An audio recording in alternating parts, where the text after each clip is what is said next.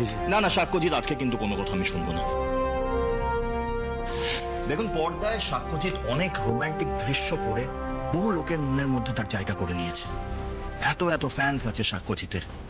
তাহলে কি আজকে সাক্ষ্যজিৎ তার আসল জীবনের জীবন সঙ্গীর সঙ্গে একটা রোমান্টিক দৃশ্য আমাদের সবাইকে উপহার দেবে না?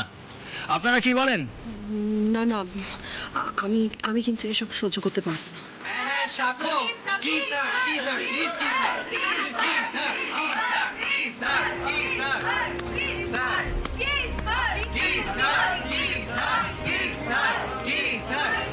এক্সিলেন্ট জেজে, দ্যাটস মাই বয়। দারুণ একটা চাল দিয়েছো। একদম একদম, সাক্ষ্যজিৎ should kiss his wife.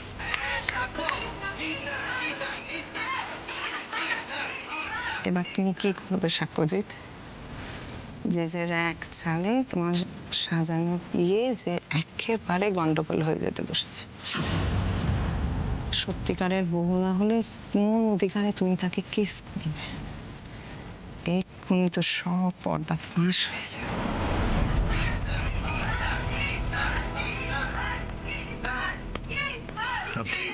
Just a minute. G G, this is too much. এখানে বাড়ির বড়রা রয়েছে, আমার মা বাবা ঠাম্মি, এরা সবাই আছে। Please don't don't do this. Let's skip this part please. It doesn't matter Sakshyajit, it absolutely doesn't matter. আচ্ছা, আপনারা সবাই দেখুন আপনাদের প্রিয় নায়ক কি বলছে, এই সামান্য কাজটা নাকি করতে পারবে না। আচ্ছা, আপনারা একটা কথা বলুন তো, ভালোবাসাটা কি লুকিয়ে রাখার জিনিস নাকি সবার সামনে জাহির করার জিনিস?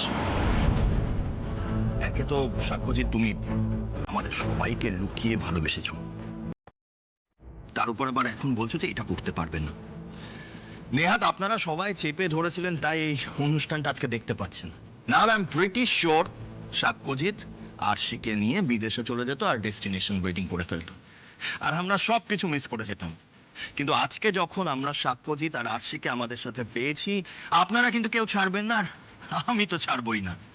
আমাদের এই নিউলি ম্যারিড কাপল আজ সবার সামনে তার নতুন স্ত্রীকে ভালোবেসে তাদের এই সুন্দর সম্পর্কটা সীমন্তন করে রাখবে।